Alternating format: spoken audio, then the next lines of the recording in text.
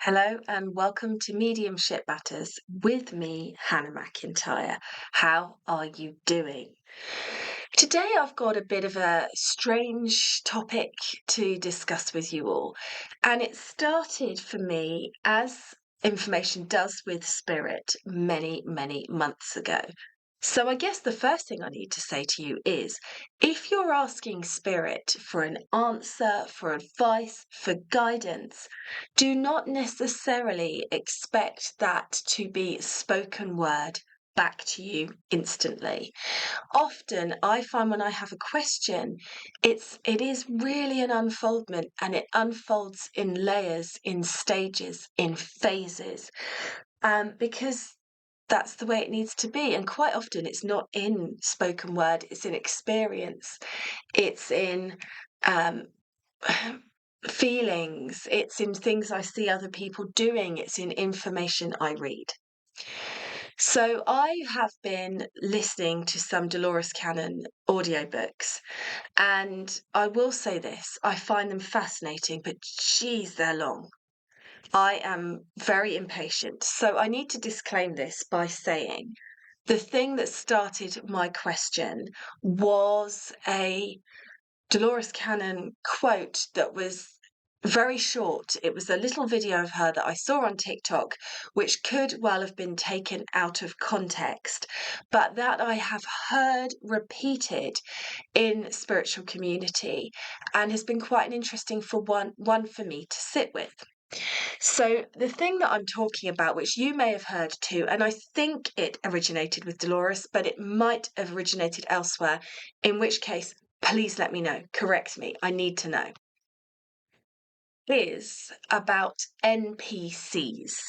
Non-playable characters. Now, I don't think Dolores phrases it quite like that. I'm paraphrasing, but essentially the teaching that I saw was her saying that there are souls here. Well, no, not souls. There are people here on earth who do not have their own individual soul, who are experiencing earth through collective soul. A collective soul is in charge of them. They're not here to learn and grow. They are here to be whatever spirit need them to be, controlled by the collective. A bit like a puppet or an animatronic or something. And at first, ego spiritual Hannah went, oh, that explains it. That explains how we have Trump supporters. That explains how it doesn't matter what you say to some people, their response is always the same. And spirit, and this is what I mean about unfolding an answer, started off by showing it to me as an NPC. Non-playable character. Now, if you're not a gamer, you're not going to know what an NPC is. But if you game, you will know. And what they are is essentially characters. When you're playing a game, a computer game that has a big story, there are additional characters in the story that you can surface interact with. So normally you have a few options of questions you can ask them, and they have a few set answers that they can give, and the interaction is very limited. And when you're playing a computer game, you need to go around and find the information you need from characters that have a bit more to offer, and work out which ones are NPCs and which ones are characters that have a message that you need for the game. And I was imagining sort of when you go in, if you've played something, you go into a baker's and you say to the baker behind the counter, I'll have a loaf of bread, please. And then he replies with, today is a bad day. My wife is angry with me. And you say, have you got any rooms spare for me to stay in? And he says, no, we haven't got rooms. My wife is angry with me. I'm giving a really bad example here, but you kind of get the gist. It doesn't matter what you say, the interactions and the response is very limited. And at the time that came in, I'll be honest and say, I went, okay, great, that makes sense. That's why I get so many people really annoyed with me, trolling me on Facebook. They're just NPCs. I've got to let them get on with it. They serve a purpose. And that was several months ago. I may well have mentioned them on the podcast.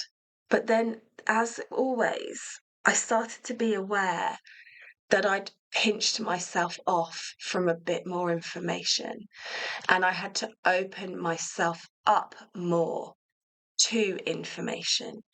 And as I started to sit with that and unfold into it, I have had some interactions with people where I have realized, to them, I am an NPC.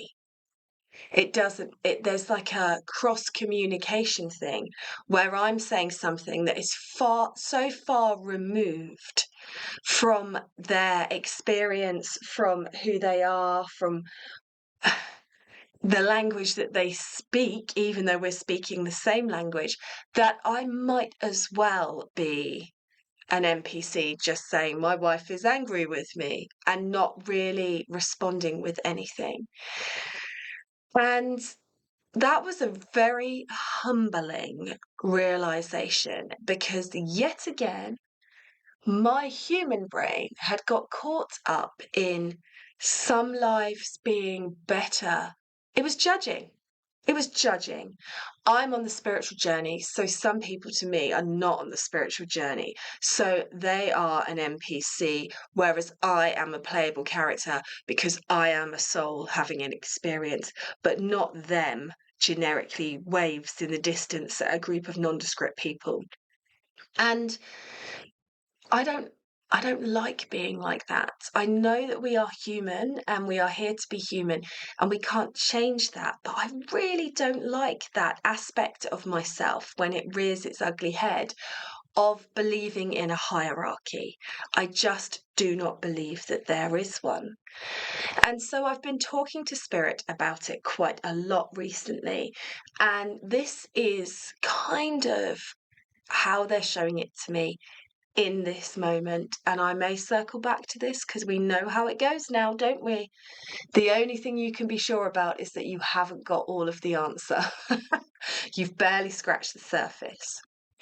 Rather than thinking of ascended lives or unascended lives, or lives that are more important for spirit and lives that are just the collective and nondescript backing singers to you, the main event. How about thinking of every life as a different flavour of cake? What? I know, but this is how I'm seeing it, and it might be because I'm on a diet, so all I'm thinking about is cake. But say, for example, you have got flavours of cake, if you like cake. If you don't, you'll have to think of something else. But I have flavours of cake that I particularly like lemon yogurt poppy seed cake, particularly like red velvet cake. I particularly like a really fudgy chocolate cake. Oh, and coffee. Oh, and I do like a Victoria sandwich. But then there are flavours of cake that I will eat because I eat all cake, I think, but aren't particularly the ones that I would gel with. So there is, someone once made me try a courgette cake, and I don't like courgettes, and just the mental requirement of me to do that was a lot. But I'm not particularly keen on cake with nuts in. I'm not particularly keen on carrot cake. I mean, I can eat it, but it's not my favourite. Um, so thinking about personal preferences and flavours. So if you imagine it like a never-ending stacked wedding cake, and except there isn't a top and there isn't a bottom, the stack is almost on its side. And so you can be in a different flavour of cake, having a different experience to somebody else. And it's not that the flavour you're in is wrong, and it's not that the flavour that somebody else is in is right. It just is what it is. And I think we have to be really careful when we're talking about other human beings that we don't start saying things that implies the only way is the spiritual way. I know that I've talked before about who are we to judge that we are kind of more enlightened because we're following a spiritual path? Who's to say that? What if the most enlightened path is the path of somebody who doesn't believe in God or a spirit world, but still behaves in a good way because that's just who they are, cares about other people, gives their time freely, holds a high vibration, not because they believe in trying to do something for spirit, but just because they believe that that is the way that humans should be. And in the face of all adversity, they've managed to hold on to it.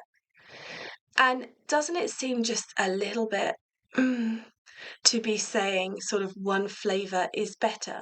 Because if I was in charge of the entire world, God forbid, but if I was, and I then decreed that the only flavour of cake allowed was the flavour that I liked best, think how many people would be upset because it's not the flavour that they appreciate the most.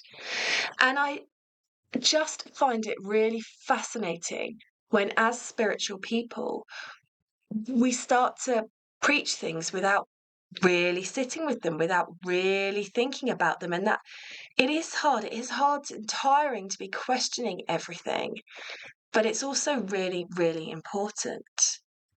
Who are you to say that somebody else is an NPC because they are not responding favourably to your mediumship? Well, who said they had to? And in that, have you been mindful and respectful of them, or have you accidentally slipped into the showboaty side of mediumship, which we all sit in? But you have to accept if you're out there shining your light, that is fine. That is great. That's what we need to do. But I accept when I run an ad on Facebook, for example, that algorithms will put me in front of people who don't like mediumship because that's the way algorithms work. And although, it's upsetting when sometimes they are incredibly rude, and I do sometimes clap back if they're swearing at me and stuff because, unnecessary. I also can't blame them because I've rocked up in their coffee cake world with my lemon drizzle, waving it around, and they didn't want it and they didn't ask for it. And so they're right to be repelled by that. And I have to accept their right to not want it and not try and force it upon them, and then certainly not tell them that their flavour is wrong. Is this making sense? Do you guys understand what I'm going on about here? I'm hoping I've put it into words because I've honestly been talking to Spirit about cake for 2 weeks and trying to understand the different flavours and the different. And there is no better or worse when Spirit show me the cakes. There only is the different flavours. So when you move on your unfoldment journey and you start to change and you do change your experience here, you just move to a different flavour. And yes, that different flavour might be more aligned with you and give you a, oh, damn it, I used aligned. I mean, in aligned, more preferable to you. It might be a flavour you like being in, but how many times have you moved on this spiritual journey to a different flavour and found yourself feeling very uncomfortable? I have. I've been in fruitcake quite a few times. And it's just about understanding that there is no better or worse. There is just what resonates with you in the moment, which seems to be the theme of podcast season 6. And so rather than trying to competitively be more spiritual or better than other people or advance, I think, this story of Buddha reincarnating and choosing to reincarnate to help everybody find nirvana is a great story and very selfless of Buddha, don't get me wrong. But I think a lot of us are adopting like a pseudo version of that, of telling ourselves, like the old, I'm a light worker, my job is to come here and help humanity. I can almost hear my guides snorting when people say that, because there's a bit of ego in that, isn't there? I mean, I think we're all here to have experiences and try the best that we can. But it's like you've been ordained with some sort of very special thing, like a special, unique flavour of cake that nobody else has. And because you're so freaking amazing, you are going to move into flavours and change them to your flavour because that's your job. And I don't think it is our job. I think we've lost the very meaning and essence of what we're trying to do. So I am currently viewing me speaking to you all and the work that I do with spirit for myself. I just want to make it clear. I choose to be a medium. They haven't asked me to. I choose it. I choose it every day when I wake up and when I do the work because I love it, not because spirit tell me I have to, and not because I believe that anybody needs me, because I know that if they don't find the information they seek here, spirit will find another way to get it to you. But I view me very much like my lemon yogurt poppy seed cake is sliced up and on a serving tray. And my job is to, when people turn up and they are attracted to whatever, however you guys find me, and you are coming, I feed you a little bit of cake if you want it. And if you take a taste of it and go, God, bloody hell, Hannah, that's disgusting, that's fair. You don't have to like what I like. You don't have to agree with every opinion I have. You don't have to do mediumship the way that I do it. Find your own flavour, create your own experience. But I kind of feel like that's the job. You hold out the tray, but you don't go knocking on people's doors and go, hi, I've got some lemon cake. Would you like to try it? Have a slice. You wait for them to find you. And as you are doing that, you accept that there is no better or worse flavour. There only is. There is only us having experiences in whatever flavour we find ourselves, which is in our own control to a certain extent because of mindset and experience, but also limited by the experiences our soul chose to have. Which kind of leads back into law of attraction, because the other thing that I've been talking to spirit about with all of this law of attraction thing is it not just a space for an entitled, privileged person? And I am, I've really had to look at this with myself since I released that episode. But the idea that anybody can have anything they want is really hopeful, unless you're really having a difficult time. I mean, imagine a mother whose child is having cancer treatment coming off across some of the law of attraction teachings. Imagine going with our sort of Western world privilege of comfort and food in our tummies and more clothes and possessions than we need. And well, that's my flavour. Your flavour might be different, but that is definitely me. Imagine then going and preaching law of attraction in a third world country. Imagine sitting there with a group of children with flies in their eyes who haven't got a water source and saying, it's your mindset. All you need to do is think positively and your life will change. So I think we have to be really, really careful. We have to accept that actually some of the flavours of the cakes that we've experienced, we were supposed to. And let's accept that although we've had challenges, we've also had a sense of ease. And let's accept that there are challenges in every flavour. I know when people, I'm a big Britney Spears fan. I don't know if you guys know this. Well, I mean, I feel a bit sorry for her now, but back in the day, I loved her. And when she first started talking about the struggles that she had, there were so many people judging her. Oh, it's so hard being a multimillionaire. Oh, look at you, you dance for a living. Are you telling me that's tired? Oh, she's got exhaustion and she's collapsed on stage. How pathetic. Those kind of stories, those kind of things. But who are we to judge in somebody else's flavour whether they feel that their cake has risen properly?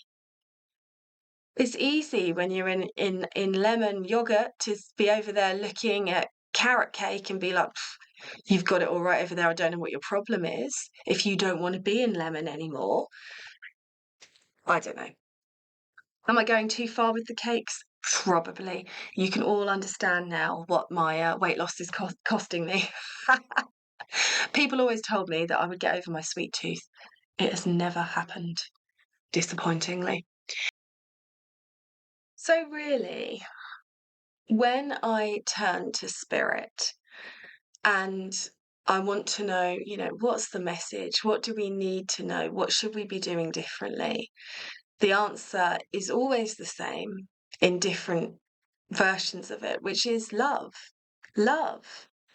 And so that is the journey of the light worker, is to love the flavors that they don't resonate with, is to allow people to have their own experience and to shine like a beacon of lemon yogurt, but accept that not everybody is going to want that flavor, and not allow yourself to fall into the trap of, well, you're not going to like this flavor because you're low vibe or you're an NPC, but just accept that there's different paths for different people.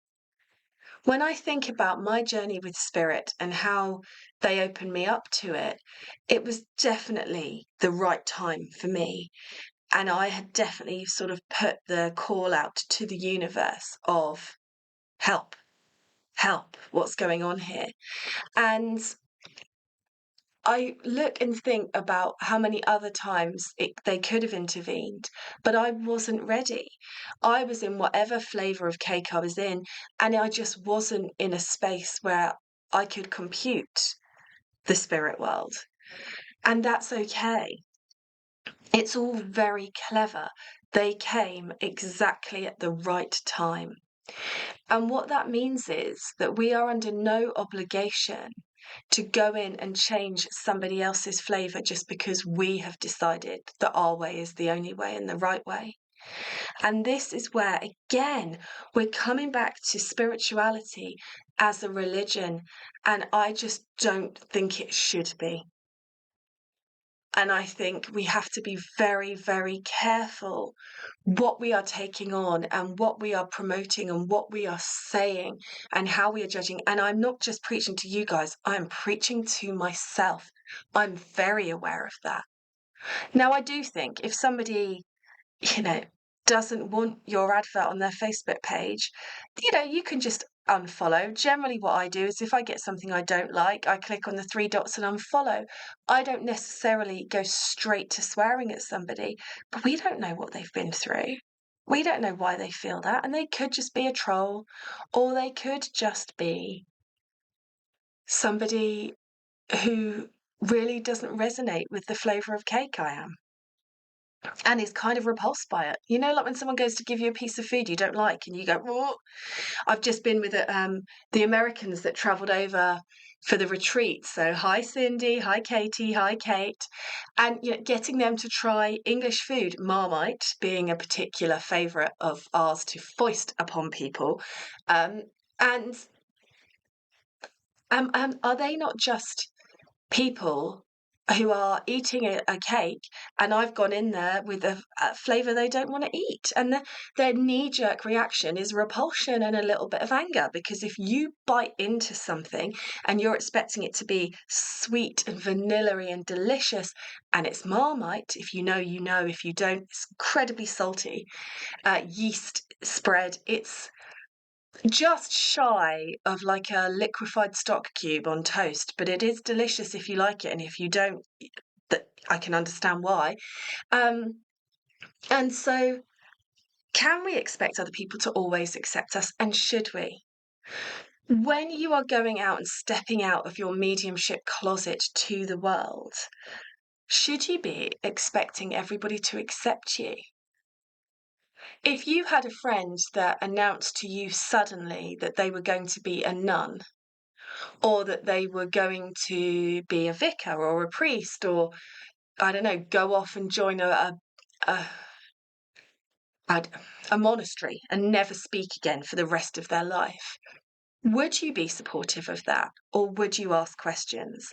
Would you say, what has led you to this? I didn't think you were religious. Where does this come from? Don't you think religion's a load of old hokey pokey? And so why is it we get so upset and take it so personally when other people do that to us? Now, there's a line here, of course. Somebody put a message on my Facebook yesterday. I got out of bed and I had someone saying, "You're full of shit." Someone's gone through every review on my Facebook page and done a laughy face.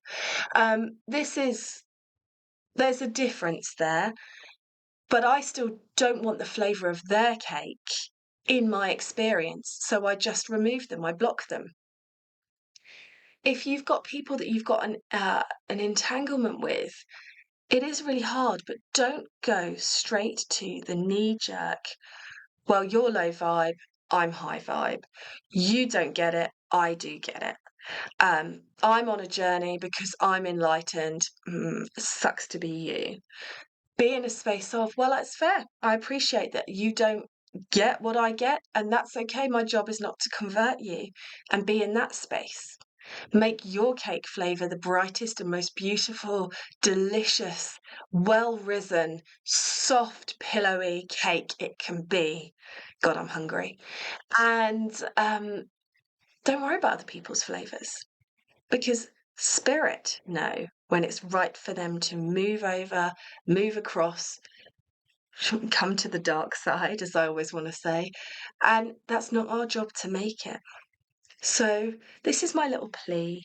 And I do use things like muggles and stuff like that to understand people that aren't on the spiritual path, because it's easy.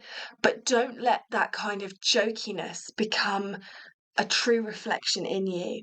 Don't start being sort of NPC, like, who are they anyway? Are they even real? Because then I think we lose some of our unconditional love for humanity in that. It's easy to disassociate. I hope, you know what I'm going to say, because I say it every time. I hope this makes sense. Let me know what you think. I'm really interested in your thoughts. Have I just made you all incredibly hungry? Tag me in your cake pictures and I'll live vicariously through your calories. And yeah, let me know. I will catch up with you all again soon. Have a good one.